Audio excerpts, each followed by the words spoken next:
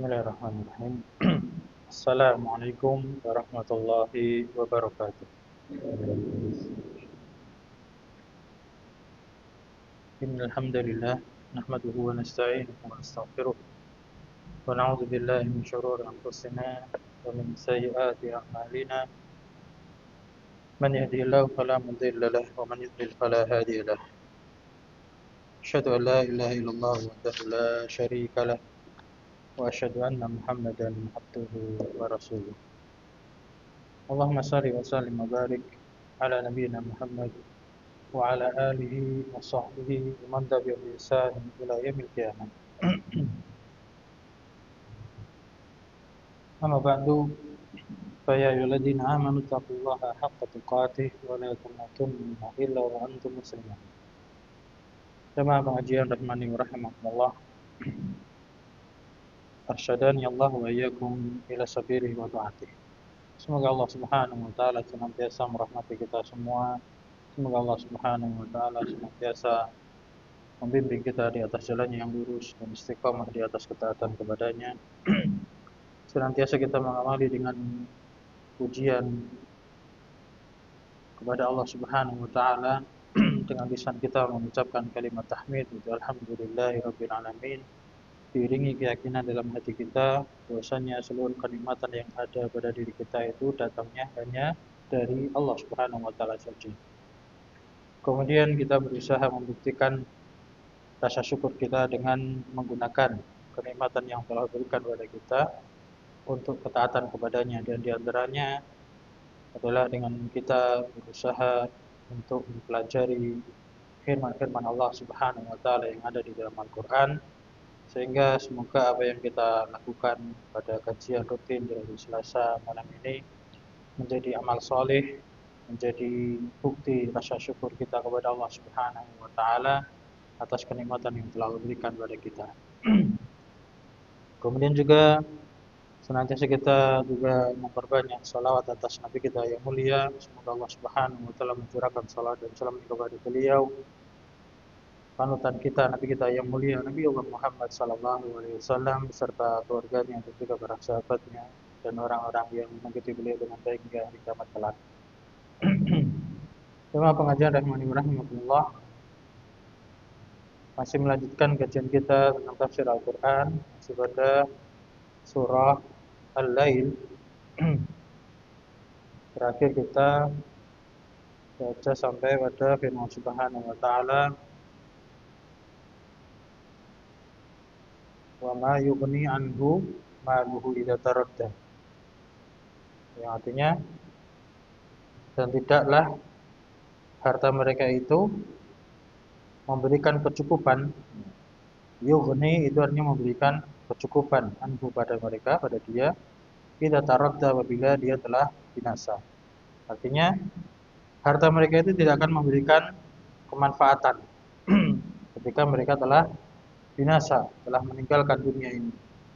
Nah, maka dari itu ini merupakan peringatan dari Allah Subhanahu wa taala agar kita menggunakan harta itu dengan sebaik-baiknya.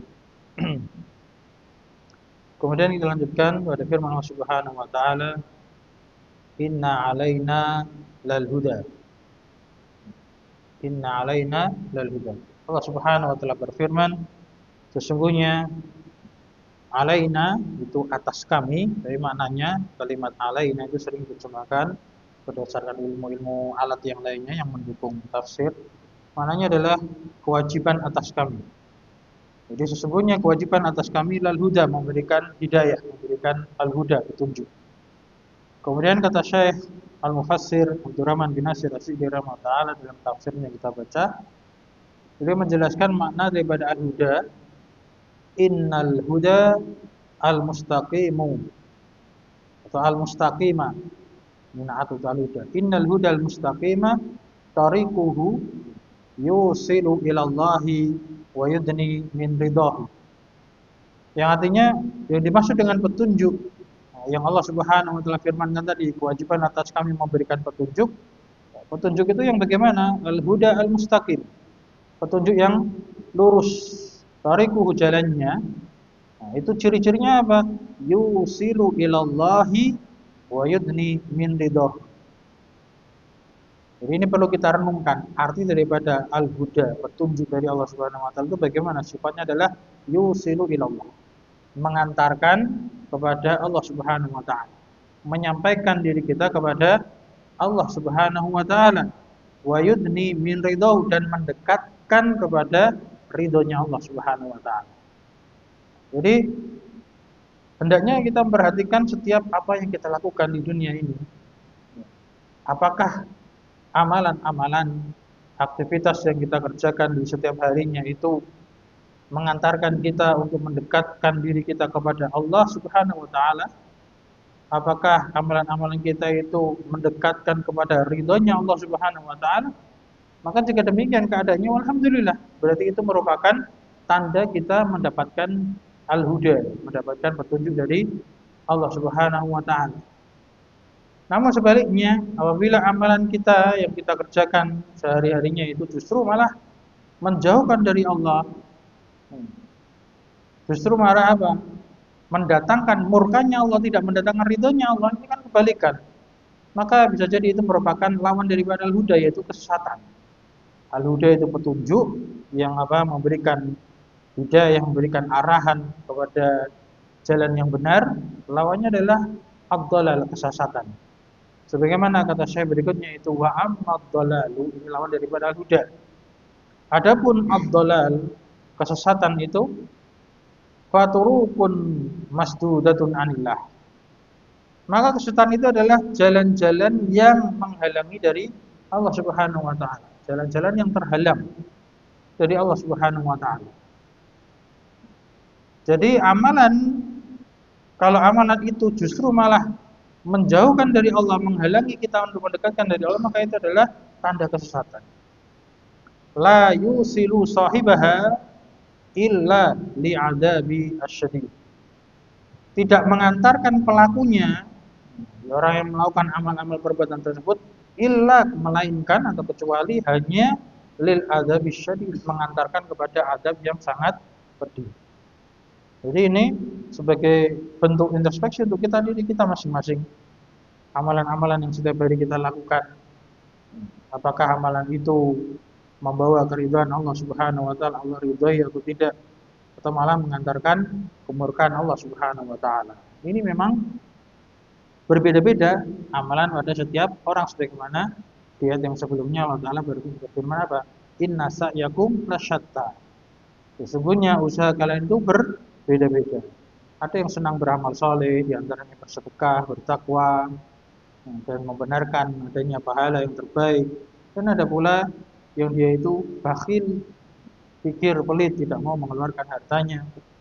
Bahkan dia tidak percaya dengan adanya pahala, tidak percaya dengan adanya hari akhirat, tidak percaya dengan adanya surga. Maka dia pun bakhil terhadap hartanya. Demikian pula orang yang beraktivitas, yang aktivitasnya itu mendekatkan kepada ridhonya Allah Subhanahu wa taala, maka itu orang yang berada di atas al-huda.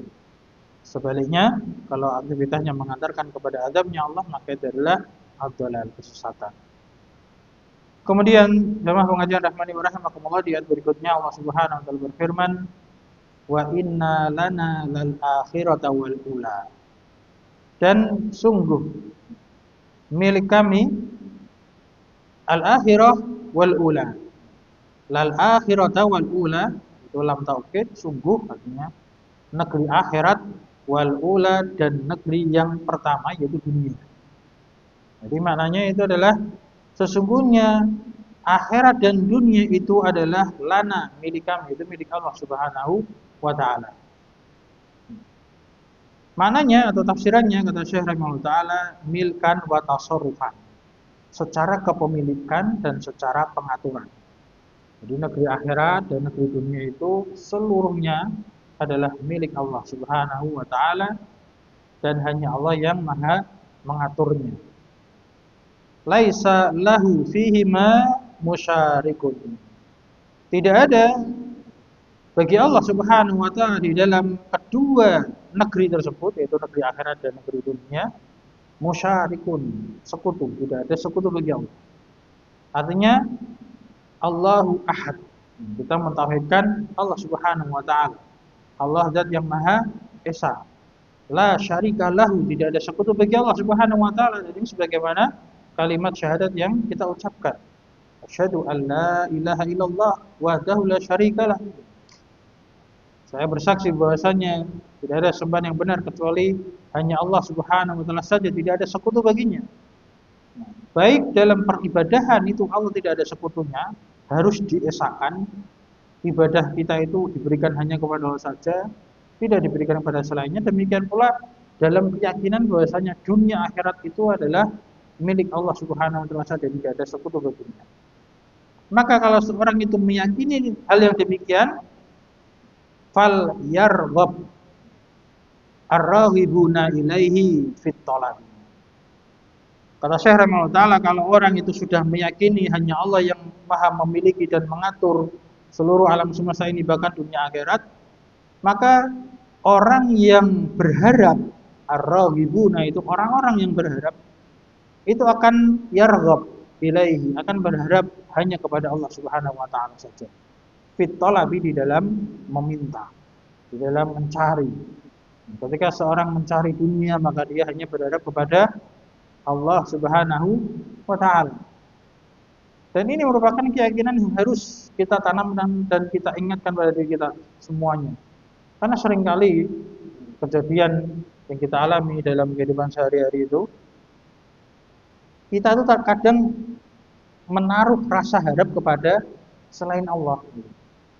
Kita berharap kepada selain Allah. Orang yang sakit misalkan berharap kepada dokter, atau berharap kepada obat. Orang yang memiliki kekurangan rezeki, fakir atau miskin, berharap kepada orang yang dianggap memiliki harta, orang kaya. Maka apa yang terjadi kalau seseorang itu mengharapkan atau menaruh rasa harap dalam hatinya kepada selain Allah? Dia akan mendapatkan apa? Kekecewaan. Dia hanya akan mendapatkan kekecewaan. Berbeda kalau orang yang benar-benar menaruh rasa harapnya itu hanya kepada Allah Subhanahu wa taala. Dia benar-benar tawakal, berserah diri, menyerahkan seluruh urusannya, dia kembalikan kepada Allah Subhanahu wa taala saja, maka dia akan mendapatkan keterangan di dalam hatinya. Ya, maka dari itu, di sini hendaknya orang yang berharap itu berharap hanya kepada Allah Subhanahu wa taala. Bahkan kemudian wal yanqati raja'uhum anil makhlukin, dan harapan mereka itu hendaknya terputus dari makhluk-makhluk. Jadi tidak menaruh rasa harap kepada makhluk selain Allah Subhanahu wa taala. Jadi hendaknya kita sebagai seorang muslim mukmin sangat beriman kepada Allah Subhanahu wa taala, maka kita juga harus sangat berharap hanya kepada Allah Subhanahu wa taala. Tentunya kalau kita mengalami atau mendapati kebutuhan, satu sisi kita itu berharap kepada Allah, tapi sisi yang lain itu kita harus ada usaha, kan? Sebagaimana makna tawakal itu yang dijelaskan para ulama, itu adalah menyandarkan hati kita kepada Allah setelah usaha. Jadi makna tawakal itu tidak seperti yang disalahpahami sebagian orang, hanya sekedar bahasanya itu apa, pasrah bongkoan. Pokoknya terserah Allah gimana caranya, saya nggak usah usaha, pengennya ya kaya, sakit pengennya ndang sembuh tanpa ada usaha. Nah, itu juga salah. Tetap harus ada usaha. Karena makna tawakal itu dijelaskan para ulama adalah menyandarkan hatinya, menyerahkan hatinya hanya kepada Allah Subhanahu wa taala setelah dia menjalankan usaha. Nah, cuman bentuk usaha itu ada dua macam. Jadi ikhtiar atau menjalani sebab tercapainya suatu hasil itu ada dua cara. Yang pertama syar'i, yang kedua secara kauni. Nah, kalau yang secara syar'i itu diantaranya berdoa.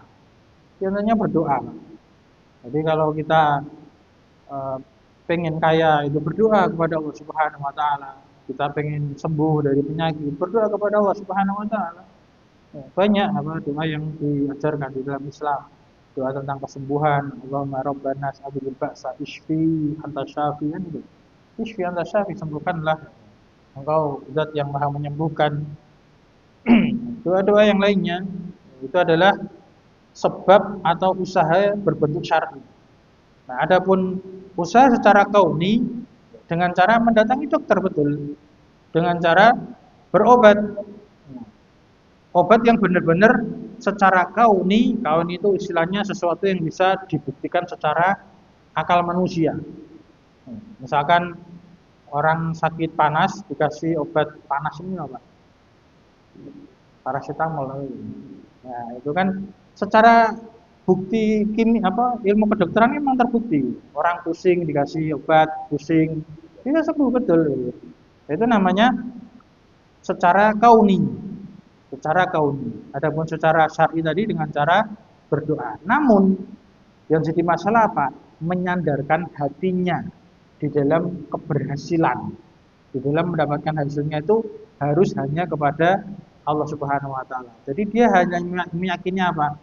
Hal-hal yang dia lakukan itu hanya usaha, hanya sebab. Nah, sedangkan ada yang namanya itu musabbib, yang menciptakan sebab. Nah, itu adalah Allah Subhanahu wa taala saja. Jadi kita itu juga disuruh usaha, namun kita jangan menyandarkan hasilnya kepada selain Allah Subhanahu wa taala. Itu memang perkara yang perlu dirinci, yang kita semua harus mengetahuinya. Jangan sampai salah di dalam memahaminya, karena termasuk kesalahan juga itu, sebagaimana mungkin sudah pernah kita sampaikan, kalau kita mendapatkan kenikmatan sebagaimana harta atau sebagaimana kesehatan, kesembuhan, kemudian kita menisbatkan nikmat tersebut kepada selain Allah, itu bisa terjatuh kepada kufur nikmat.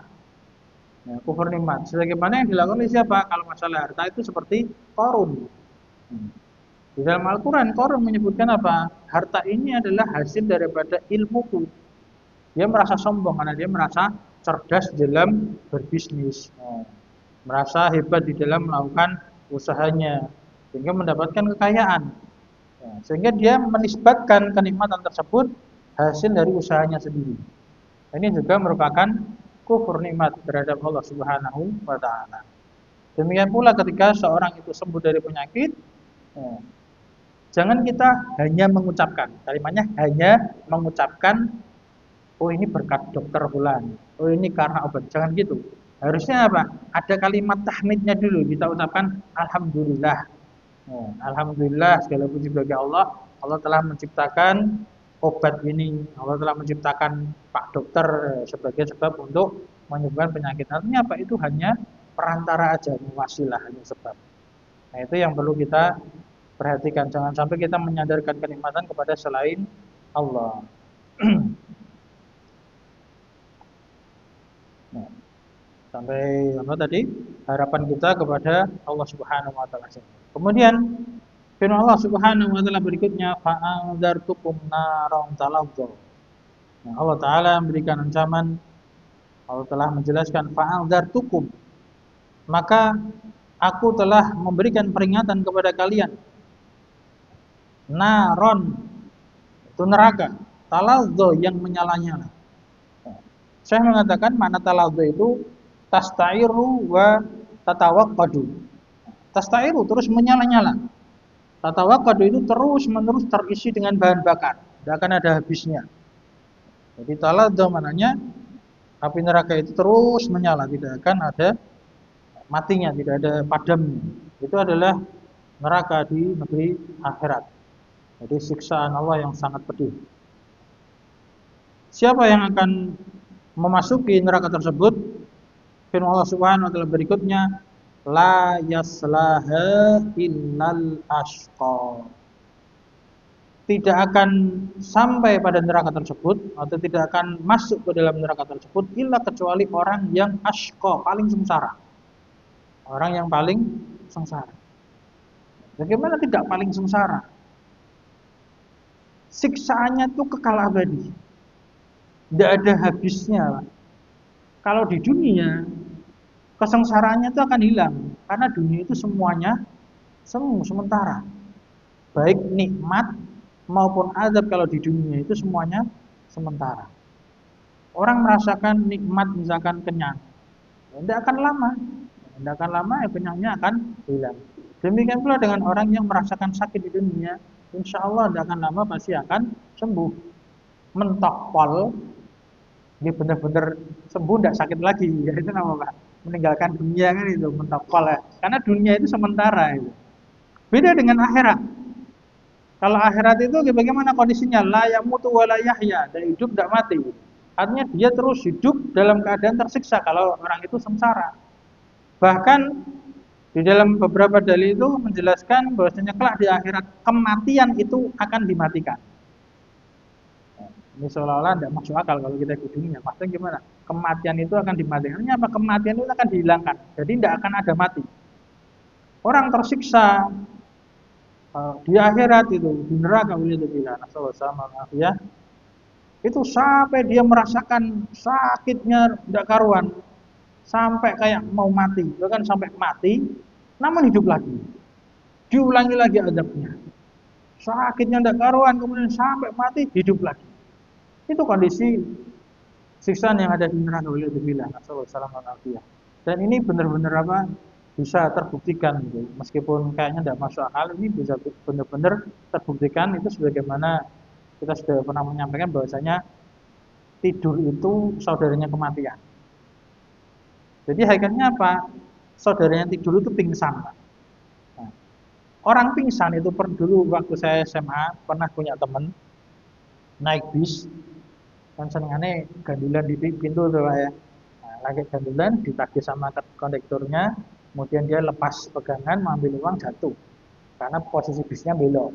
Dia jatuh, kemudian kepalanya terbentur, pingsan kan dia sampai berhari-hari.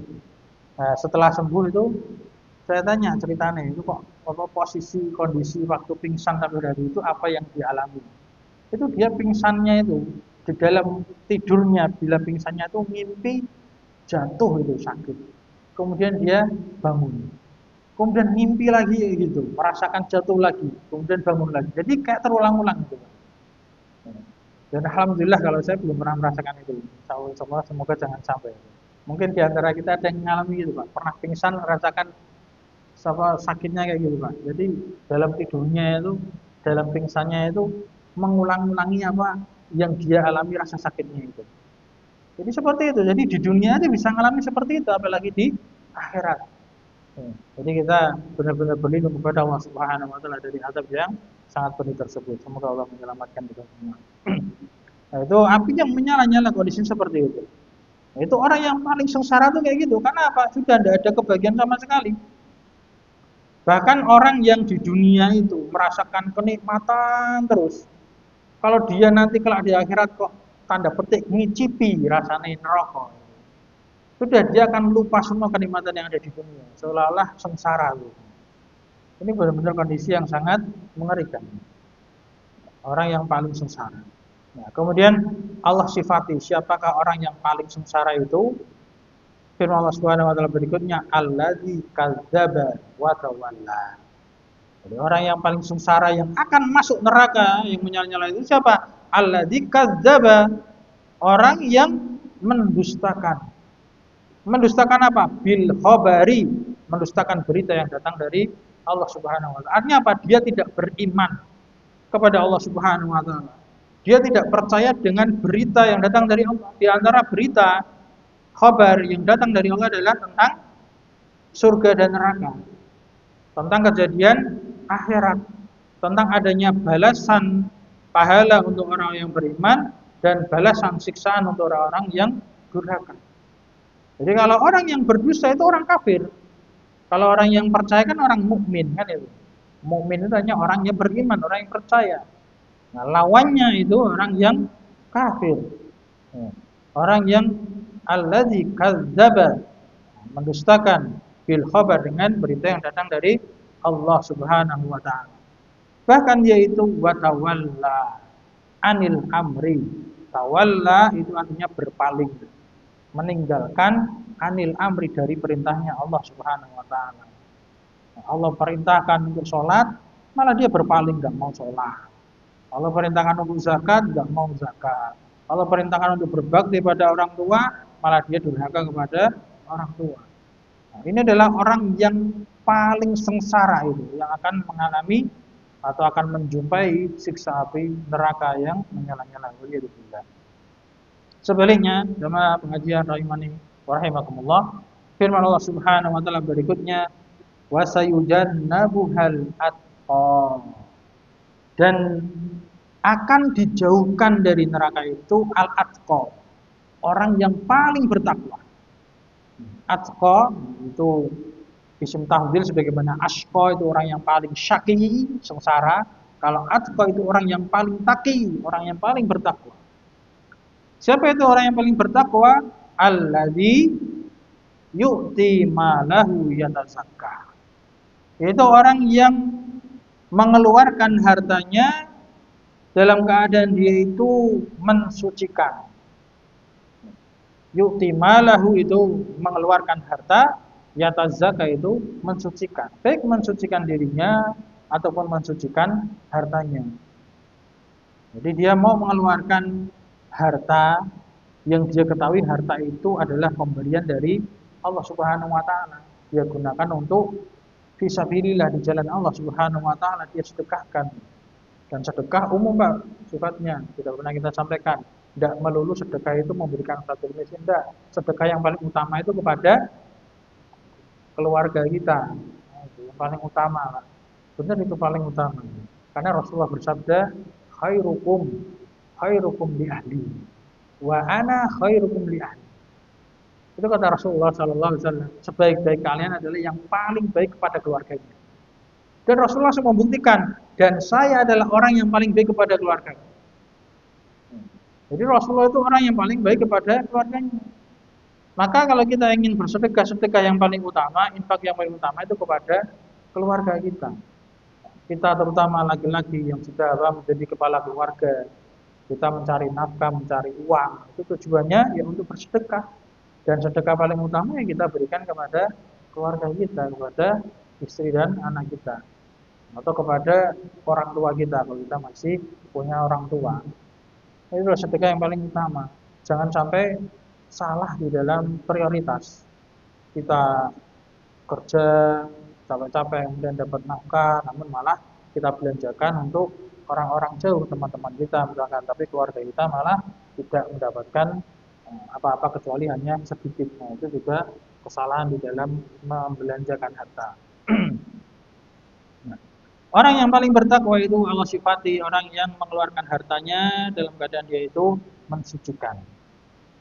Kata Syekh rahimahullah taala, bi an yakuna qasduhu bihi tazkiyatan nafsihi. Dengan cara tujuan dia di dalam mengeluarkan harta itu adalah tazkiyatan nafs, mensucikan dirinya.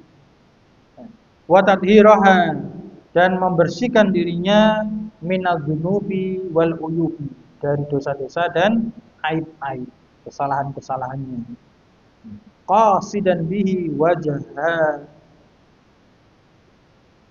ada alifnya itu ya, fotokopiannya kurang jelas. Qasidan bihi wajhallahi ta'ala, dalam keadaan menuju kepada Allah Subhanahu wa taala, menuju kepada wajahnya Allah Subhanahu wa taala, mengharapkan pahala dari sisi Allah Subhanahu wa taala, dan pahala yang paling besar itu melebihi surganya Allah Subhanahu wa taala adalah pahala berjumpa dengan Allah Subhanahu wa taala. Nanti di akhir ayat itu disebutkan apa? Illa ibtigha'a wajhi rabbil a'la wala sawfa yardah. Jadi kecuali hanya mengharap kepada wajahnya Allah Ta'ala yang maha tinggi. Itulah tujuan orang ketika dia itu beramal saleh, hanya mencari pahala dari sisi Allah Subhanahu wa Ta'ala. Nah, itu orang-orang yang sangat bertakwa, yang kelak akan dijauhkan dari api neraka. Wa sayujannabuhal atqa. Kata Syekh rahimahullah taala, fadalla hada, maka ayat ini atau hal ini menunjukkan ala annahu, bahwasannya idza tadammana al-infaqal mustahabban tarka wajibin kadainin, ini bacanya dain, bukan din tapi dain, artinya hutang, wa nafaqatin wa nahwihima fa innahu ghairu masyru'in. Nah, ini kemarin sudah kita singgung. Artinya adalah Apabila infak yang mustahab, mustahab ini artinya apa? Kemarin hukumnya mustahab, jadi hukumnya apa? Sunnah. Ya. Kan hukum Islam ada wajib, ada mustahab, ada mubah. Wajib itu harus dilakukan, mustahab itu sunnah. Kalau dilakukan dapat pahala kan ini. Kemudian mubah boleh.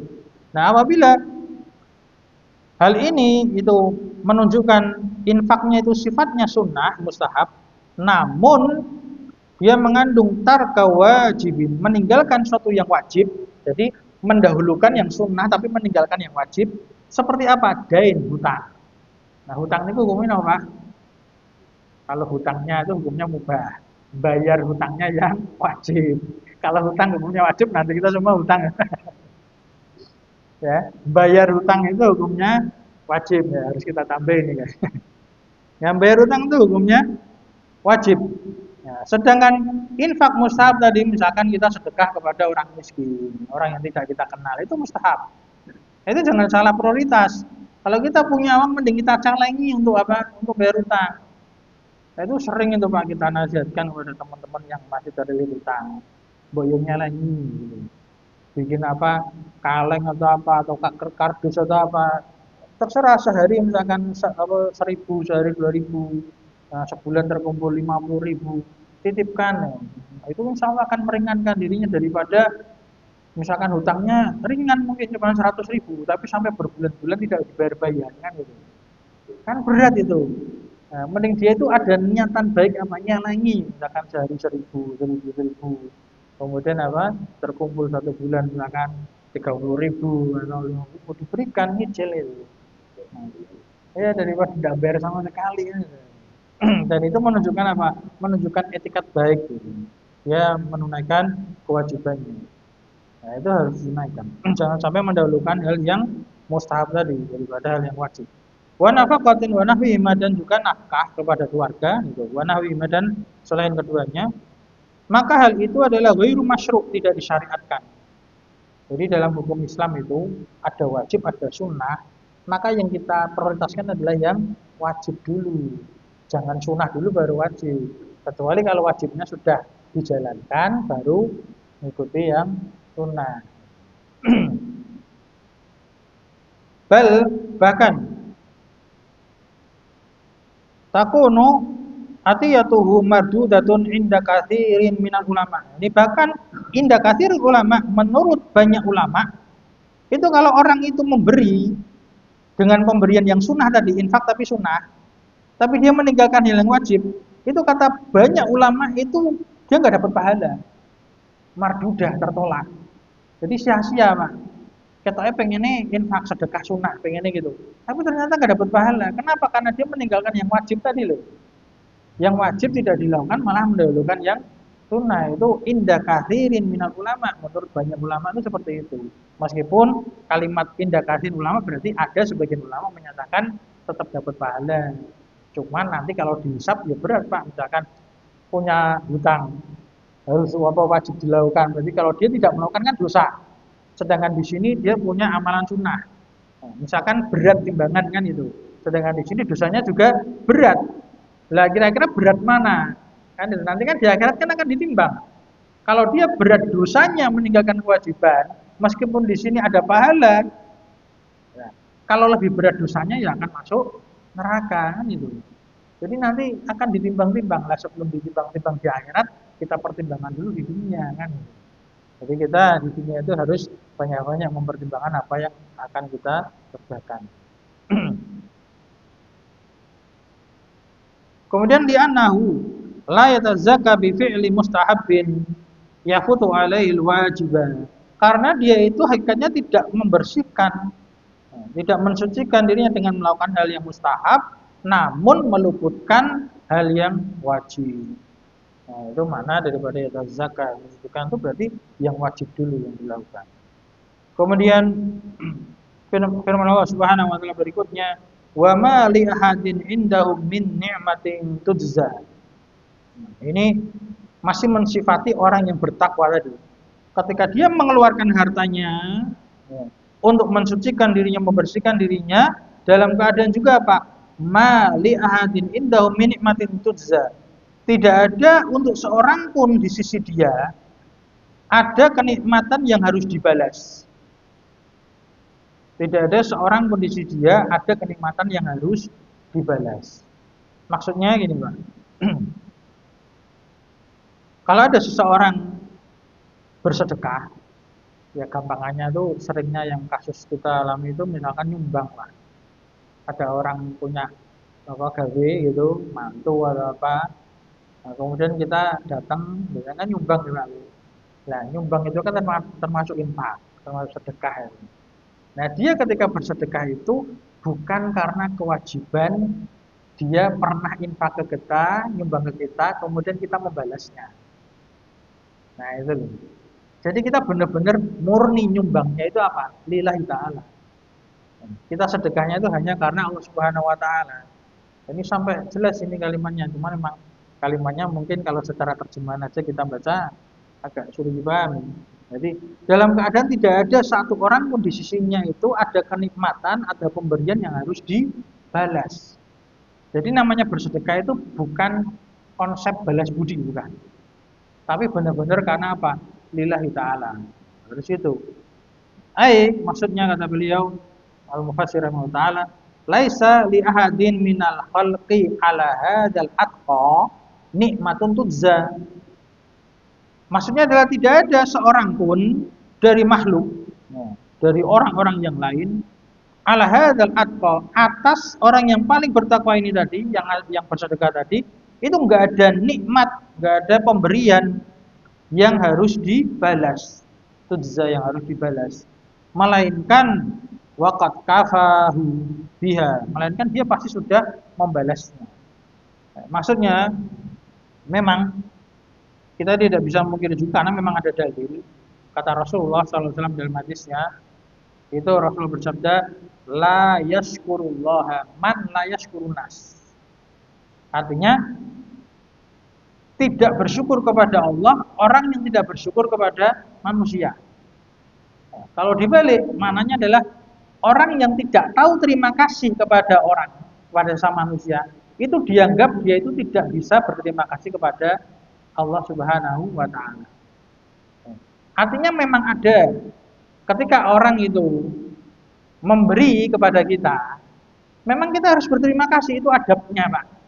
Itu adabnya. Ini masih adab berkaitan dari kepada siapa? Kita yang diberi. Kalau kita diberi, maka kita harus berterima kasih. Ya, minimalnya gitu, minimalnya terima kasih. Kemudian kita doakan. Dalam Islam ada istilah doa itu apa? Jazakumullahu khairan. Itu doa. Artinya semoga Allah membalasmu dengan kebaikan. Setelah diberi kita doakan. Nah, kalau ada kemampuan lagi, kita boleh membalas. Kita dianjurkan untuk membalas. Sebagai tadi ada tanda petik balas budi yang syar'i. Namun yang jadi catatan ini, balas budinya itu harus didasari karena Allah Subhanahu wa ta'ala yang memerintahkannya. Jadi kita berterima kasih kepada orang itu karena Allah memerintahkannya gitu, Pak. Karena Allah memerintahkannya. Sebagaimana juga contoh yang lainnya, kita sebagai anak itu kan punya kewajiban apa? Birrul walidain kepada orang tua. Nah, kalau kita hanya sekedar berbakti kepada orang tua tanpa didasari ilmu, hanya sekedar, kan memang kewajibannya anak harus terima kasih pada orang tua, harus berbakti pada orang tua tanpa ilmu. Itu baik, namun dia tidak mendapat pahala. Tidak dapat pahala, tapi hanya itu kebaikan yang sifatnya duniawiyah. Bagaimana caranya berpahala? Dia harus yakin bahwasanya berbakti kepada orang tua itu adalah perintah dari Allah Subhanahu wa taala. Jadi dia menjalankan amal soleh itu niatnya menjalankan perintah dari Allah Subhanahu wa taala. Sama seperti ibadah-ibadah yang lainnya, sholat itu karena kita apa? Menjalankan perintah Allah Taala. Wa aqimus sholat, dan dirikanlah sholat. Bukan berarti kita hanya sekedar adat aja. Wah, tanggungnya sholat, aku tak mau sholat. Tanggungnya sedekah, bukan gitu. Tapi karena apa? Karena menjalankan perintah dari Allah Subhanahu Wa Taala. Jadi ini semuanya itu harus dipahami secara lengkap dan sepotong-potong. Karena kalau sepotong-potong bisa salah paham dan eman-eman. bisa apa mengurangi pahala atau tidak mendapatkan pahala dari sisi Allah Subhanahu wa taala. Jadi hendaknya seseorang itu ketika dalam hal ini bersedekah atau beramal soleh yang lainnya itu mengharapkan wajahnya Allah Subhanahu wa taala. Satu paragraf ini sebenarnya. Warubbama, nah, dan terkadang baqiyalahul fadlu wal minatu ala nas. Bahkan terkadang dia itu malah justru sebaliknya, dia itu malah memiliki kelebihan, fadlu, keutamaan, wal minah dan pemberian kepada manusia. Jadi misalkan kayak tadi masalah sumbang menyumbang itu Pak, terutama di desa itu rasa banget. Winginane si fulan nyumbang 100.000. Nah, ini tak bales, tak sumbang. Nyumbangnya lebih banyak.